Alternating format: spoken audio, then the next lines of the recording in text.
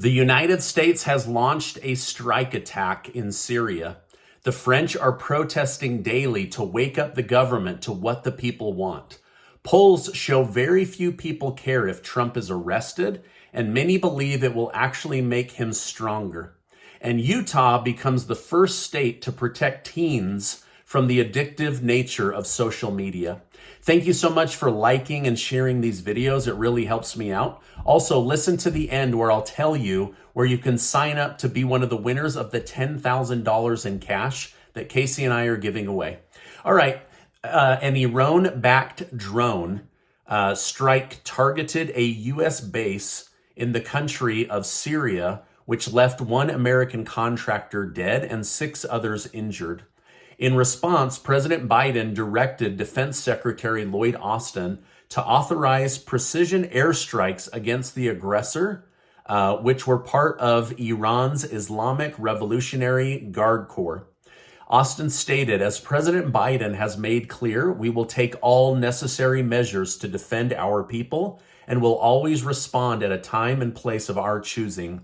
Austin said in the release, no group will strike our troops with impunity. So basically, there was an attack on the base. They launched drones and then hit this group with a bunch of drone missiles. Former President Donald Trump has escalated his attack on Manhattan DA Alvin Briggs, who may potentially charge him next week. During a late-night post on Truth Social, Trump stated he is innocent and warned of a false charge that could lead to potential death and destruction. Trump said, Briggs is a degenerate psychopath and truly hates the USA for potentially putting the USA in such a catastrophic state. Now, Trump needs to be careful because he's already been blamed with using charging language, such as on January 6th. So it doesn't appear that he's directly calling for violence, but saying it could become violent if there is a false charge against him. Now, speaking of angry people and violence, over in France, President Emmanuel Macron has increased retirement starting age by 2 full years to ensure the French have adequate retirement money in their Social Security equivalent program.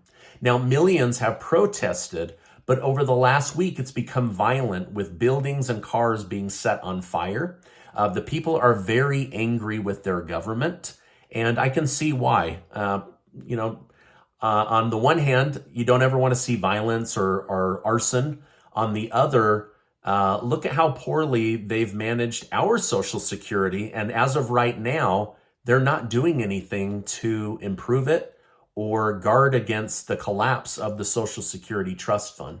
Now, over in Germany, a large group are protesting inflation, involvement in the Russia-Ukraine war, they want to pull out, and the Nord Stream pipeline explosion, which has all but been ignored. They're saying, we want an investigation. We want to know why our energy bills are 500% higher. Why aren't you investigating this? Why are you giving all of our money to Ukraine to fight Russia when we don't want to be involved? So there's a lot of pushback from the citizens of Germany. Former Democrat Senator, now independent, Kyrsten Sinema was asked if she misses being a Democrat. She said, no, not really. The Democrat Senate is full of old people that just eat Jell-O. She said she's more interested in helping the working people. So basically called out Democrats for basically just collecting a paycheck and eating Jell-O on taxpayer money. Now, world famous podcaster Joe Rogan commented on Donald Trump's potential charges. Rogan claimed that he didn't believe Trump should be arrested for the alleged crime, even if he did pay the hush money. Rogan stated, didn't Clinton do that? Didn't John Edwards get into trouble but didn't end up going to jail? I don't believe he went to jail. Now, do you agree with this or not? Stormy Daniels is now telling people we never had an affair, but she's also saying she would love to see Trump go to jail for hush money. So it seems that he might have paid hush money to cover up an affair, but the affair never really happened. What it really comes down to is, did he use money from his campaign, people's money that was donated, in order to hush somebody? Now, recently I told you how President Joe Biden signed an executive order to allow Wall Street money managers to invest your 401k funds into green energy companies. Congress passed a bill to remove the president's executive order. The president then used his veto authority to step in and block it. And now the House of Representatives have failed to block President Biden's veto. So 401k money can be invested by Wall Street into green energy companies, even if it means a lower rate of return for you and greater risk to your money. So if you don't like this, I suggest you manage your money manager. The stock market was red for most of the day. Then last minute, it turned and reversed and became green as we head into the weekend. Gold and silver did just the opposite, where they started out positive for the day and ended up falling back. And Bitcoin took a bit of a small tumble on the day. Shares of Deutsche Bank stock dropped today as worry that the big international bank is days away from becoming illiquid. The government keeps telling us that banks are safe, but more and more banks are coming forward and admitting that their balance sheets are weak. Now, some of this has to do with buying assets that are now dropping in value because of raising rates and having to pay out more in interest. So they're basically selling assets at a loss in order to give people liquid money. The more liquid money they make a run on the bank for, the more they have to sell at a loss. So it's basically a catch-22. But now people are worried, is Deutsche Bank going to be the next SVB? Russia's attack on Ukraine's energy grid has now lasted for multiple months. President Zelensky visited the city of Kherson to assess the damage. While the city of Kherson was mostly liberated from Russian control in November, Russia still maintains a military presence on the outskirts of the city. Their strategy has been to attack the energy grid every time they get it back up and running. They're basically trying to freeze the people out. Now, due to this issue, Zelensky stated, we have to ensure full restoration and protection of our energy sector. Zelensky traveled about 20 miles into a small farming village where he let them know, we're trying to restore your water, electricity, and your medical clinic. We're doing the best that we can. Florida Governor Ron DeSantis has attempted to walk back a previous comment about war in Ukraine being a territory dispute. During an interview with Piers Morgan, DeSantis stated, I think my statements have been mischaracterized. Obviously, Russia invaded and that was wrong.